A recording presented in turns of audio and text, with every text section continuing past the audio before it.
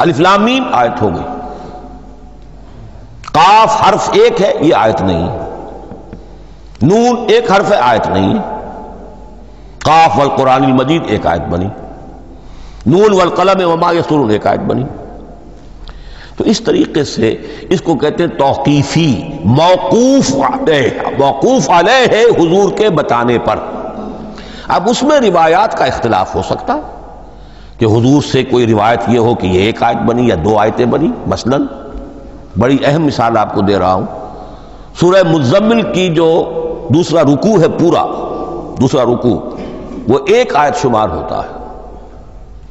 اور میرا بڑا گمان رہا بہت عرصے تک کہ یہ ایک آیت نہیں ہو سکتی، یہ مختلف اوقات میں نازل ہوئی ہیں، دو اوقات میں نازل ہوئی ہے،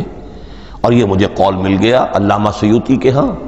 حضرت عبداللہ ابن عباس رضی اللہ تعالی عنہما کا قول کہ یہ دو آیتیں ایک نہیں، لیکن یہ کہ یہ ہوگا موقوف روایت پر، میں کوئی نہیں ہوں جو اسے قرار دے سکوں۔ ہاں مجھے اگر کوئی روایت مل جاتی ہے، کوئی خبر یا اثر، خبر محمد الرسول اللہ کی یا اثر آپ کے کسی صحابی کا،